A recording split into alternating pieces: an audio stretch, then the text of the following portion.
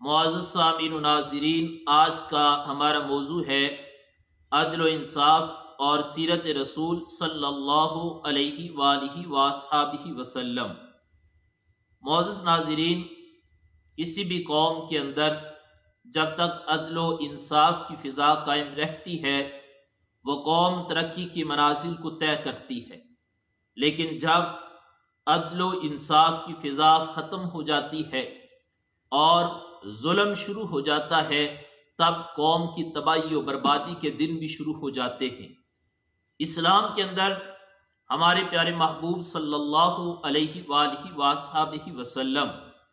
آپ نے اپنی امت کو صرف عدل و انصاف کا حکم ہی نہیں دیا، بلکہ آپ نے عملی طور پر عدل و انصاف کی مثالیں قائم کی۔ قیامت تک آنے والے امتیوں کے لیے حضور علیہ السلام نے جو عدل و انصاف فرمائے اور اس کی مثالیں قائم کی، قیامت تک آنے والے امتی اس سے رہنمائی لیتے رہیں گے۔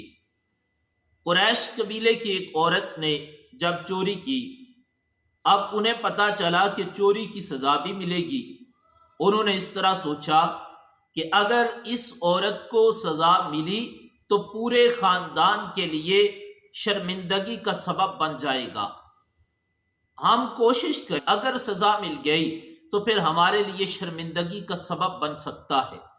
اب انہوں نے جب یہ فیصلہ کیا اور انہوں نے کہا کہ اگر اس ایک عورت کو سزا ملے گی تو اس سے ہمارا پورا خاندان جو ہے وہ ذلت و رسوائی کا سبب بن جائے گا، تو انہوں نے اس سے بچانے کے لیے انہوں نے کہا ہم کوشش کرتے ہیں کوئی ایسا حربہ استعمال کریں، کوئی ایسا بندہ تلاش کریں کہ جس بندے کو ہم کہیں کہ تم جاؤ اور جا کر امام الانبیاء صلی اللہ علیہ وآلہ وصحبہ وسلم کی بارگاہ میں جا کر سفارش کرو تاکہ حضور علیہ السلام قبول کریں اور اس کو معاف فرما دیں۔ اب انہوں نے سفارش کے لیے حضرت اسامہ بن زید رضی اللہ تعالی عنہ ان کا انتخاب کیا اور انہیں کہا کہ آپ جائیں، کیونکہ امام الانبیاء صلی اللہ علیہ وآلہ وصحبہ وسلم بہت زیادہ حضرت اسامہ بن زید پر شفقت فرماتے اور اسامہ بن زید بھی حضور سے پیار کرتے، حضور کے لاڈلے تھے۔ تو کہا اسامہ بن زید آپ جائیں اور جا کر حضور کی بارگاہ میں سفارش کریں۔ اب حضرت اسامہ بن زید رضی اللہ تعالی عنہ جب حضور علیہ السلام کی خدمت میں حاضر ہوئے اور جا کر عرض کی کہ محبوب میں یہ گزارش لے کر آپ کی خدمت میں حاضر ہوا ہوں، حضور علیہ السلام جلال میں آئے اور آپ نے فرمایا اسامہ بن زید تم سے پہلے جو امتیں برباد ہوئی ہیں ان کی بربادی کا سبب بھی یہی تھا کہ جب کوئی امیر جرم کرتا اس کو چھوڑ دیا جاتا، جب کوئی غریب جرم کرتا اس کو اس کی سزا ملتی، فیصلے کرتے وقت عدل و انصاف نہیں تھا، ظلم کی بنا پر فیصلے کیے جاتے تھے، مالی طور پر دیکھا جاتا تھا جو مضبوط ہے اس کو چھوڑ دو اور جو کمزور ہے اس کو سزا دے دو۔ فرمایا پہلی قوموں کی بربادی کا سبب بھی یہی بنا ہے، لیکن اب فرمایا اب میرے لیے رب ذوالجلال کی طرف سے میری امت کے لیے حکم ہے، فرمایا امیر کو غریب پر، غریب کو امیر پر، کالے کو گورے پر، گورے کو کالے پر، کوئی بھی فوقیت نہیں، کوئی ترجیح نہیں۔ فرمایا اگر کسی کو فضیلت ہے تو فضیلت تقوی کی بنا پر، جو زیادہ متقی ہے، زیادہ پرہیزگار ہے، فرمایا اللہ تعالیٰ کی ہاں وہ زیادہ عزت والا ہے۔ اس کے بعد حضور علیہ السلام نے کائنات کی ایک عظیم ہستی کا ذکر فرماتے ہوئے،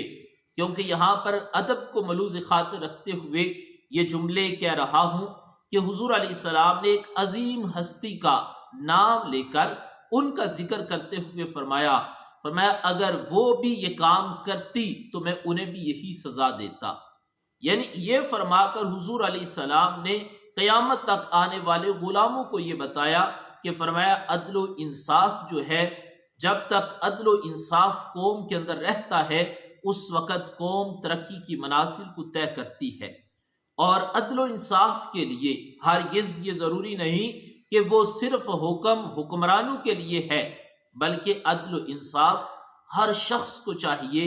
جو بھی کسی بھی منصب پر فائز ہے اسے چاہیے کہ ہر وقت وہ عدل و انصاف کی فضا کو قائم کرے۔ مثال کے طور پر